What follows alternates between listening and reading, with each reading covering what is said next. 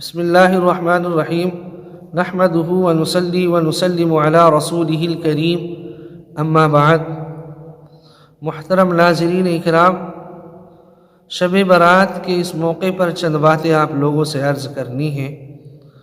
آپ تمام لوگوں سے گزارش یہی ہے کہ ان باتوں کو غور سے سنیں، دوسروں تک بھی پہنچائیں، اور اللہ تبارک و تعالی مجھے بھی، آپ کو بھی اور تمام لوگوں کو ان باتوں پر عمل کی توفیق عطا فرمائے۔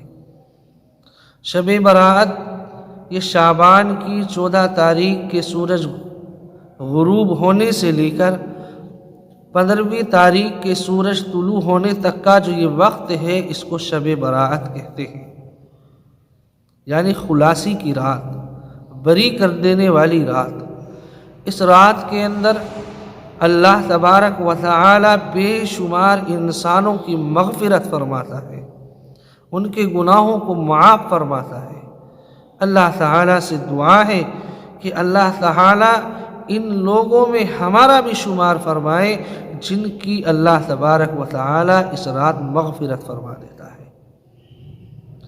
شب برات کے فضائل کے طور پر یہ ہے کہ انسان راتوں کو اللہ تبارک و تعالی کی عبادت کرے،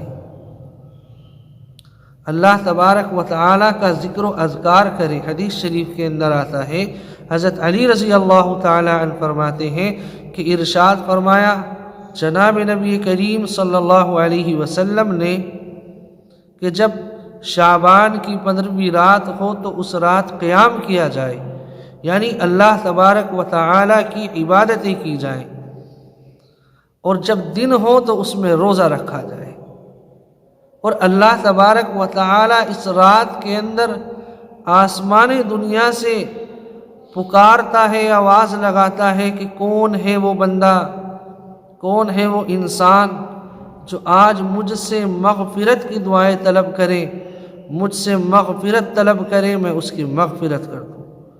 کون ہے وہ انسان جو مجھ سے رزق کی بات رکھے، میں اس کو رزق عطا کر دوں۔ یہاں تک کہ جو کچھ بھی ہم اللہ تعالیٰ سے اس رات کے اندر مانگتے ہیں، اللہ تبارک و تعالی وہ ہمیں عطا کرتا ہے۔ اب ہمیں اس رات کے اندر کیا کرنا ہے؟ تو پہلی چیز تو یہ ہے کہ رات کے وقت نہ تو ہمیں عشاء کی نماز فوت ہونے دینی ہے، عشاء کی نماز بھی پڑھنی ہے، اور نہ صبح کو فجر کی نماز فوت ہونے دینی ہے، یعنی معمول کے مطابق عشاء کی نماز بھی ادا کرنی ہے اور صبح کو فجر کی نماز بھی ادا کرنی ہے۔ اب ہمیں جو رات میں نفلیں وغیرہ پڑھنی ہے، ایک تو یہ ہے کہ انہیں ہم انفرادی طور پر پڑھیں، نہ ہی ان کو واجب سمجھیں، نہ فرض پر سمجھیں، بلکہ یہ استحباب کے درجے میں ہے، مستحب ہے۔ جتنی کوشش، جتنی طاقت انسان کے اندر ہو، اسی طاقت کے مطابق وہ اللہ تبارک و تعالیٰ کی عبادت کریں، نفلیں پڑھیں، اور ذکر و اذکار کے اندر مشغول رہیں، تلاوت کلام اللہ کریں، اپنے لیے، اپنے والدین کے لیے، تمام امت کے لیے، مرد عورتوں کے لیے دعائیں مغفرت کریں۔ جو لوگ اس دنیا سے اہل و عیال میں سے جا چکے ہیں، ان لوگوں کے لیے بھی ایصال ثواب کریں، ان کے لیے بھی دعائیں مغفرت کریں۔ یہ کام ہیں جو ہمیں اس رات کے اندر کرنے ہیں، لیکن یہ بات ضرور یاد رہے کہ ہمیں عبادتیں اس طرح کرنی ہیں کہ نہ تو ہماری عشاء کی نماز فوت ہو، نہ صبح کو فجر کی نماز فوت ہو۔ ایسا نہ ہو کہ ہم راتوں کو تو عبادت کر لیں اور صبح کو فجر کی نماز چھوڑ دیں۔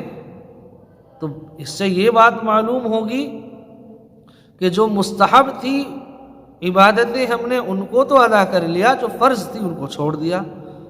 تو اس بات کا خیال رکھیں کہ نفلی عبادت بھی کرنی ہے اور صبح کو فجر کی نماز بھی با جماعت ادا کرنی ہے، اس کو بھی قضا نہیں ہونے دینا ہے۔ اور اس رات کے اندر جتنی بھی خرافات، جتنی بھی رسومات ہم لوگ کرتے ہیں، ہمیں ان تمام خرافات سے، ان تمام رسومات سے بچنا ہے۔ بعض جگہ دیکھا جاتا ہے بڑے شور و شرابہ کیا جاتا ہے، بڑے پروگرام کیے جاتے ہیں، بڑے بڑے انتظام کیے جاتے ہیں، یہ تمام وہ چیزیں ہیں جو بدعات میں سے ہیں، اور بدعت یہ گمراہی کا راستہ ہے۔ اللہ تبارک و تعالی ہمیں اس رات کی قدر دانی کی توفیق عطا فرمائے، عبادتوں کی توفیق عطا فرمائے، خرافات سے اور جو بھی لہو و لعب والے کام ہیں، لغو کام ہیں، ان کاموں سے بچنے کی توفیق عطا فرمائے۔ آمین۔ وآخر دعوانا ان الحمد للہ رب العالمین۔